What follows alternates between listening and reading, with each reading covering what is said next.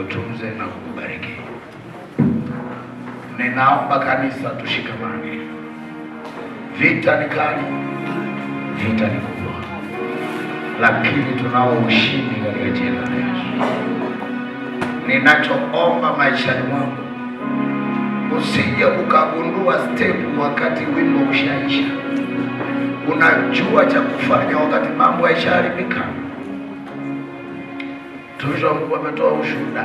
Angejua mapema mume wake asingekufa, na anakuambia asingekufa. Unanielewa vizuri?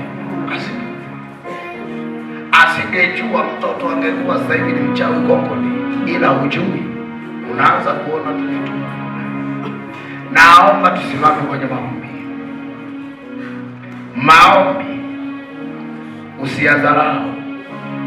Hata neno moja unalotamka kwa jina la Yesu lina maana kubwa mbele za Bwana. Kwa kanisa tushikamane kwenye maombi. Hakuna ambaye hajui kuomba. Kila mtu anajua kuomba. Unavyojua ndivyo unavyojua. Kuomba ni kusema. Na Mungu akujalie.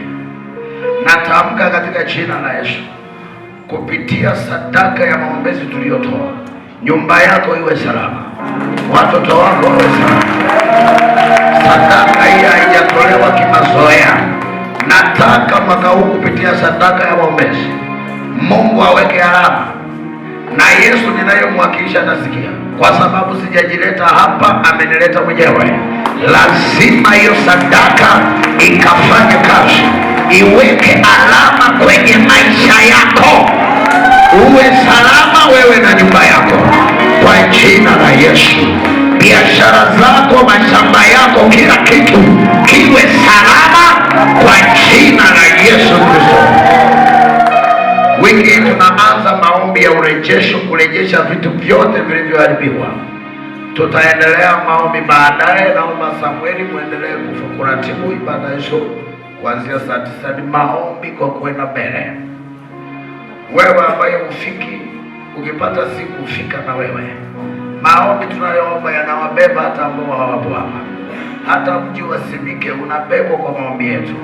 Watu wengi sana hawasali hapo, lakini wanakuja kusema mchungaji, tunashukuru, uendelee kutuombea. Wengine sasa hivi tunalala, wengine sasa hivi tunafunguka. Mambo yanaenda kwa sababu ya maombi unayoyafanya.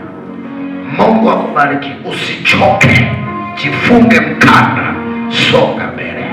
Haleluya. Mungu awabariki. Asante sana mtumishi wa Bwana. Asante wakina mama. Mungu awabariki. Jeshi kubwa. Neema ya Bwana iwe pamoja nasi sote. Amen.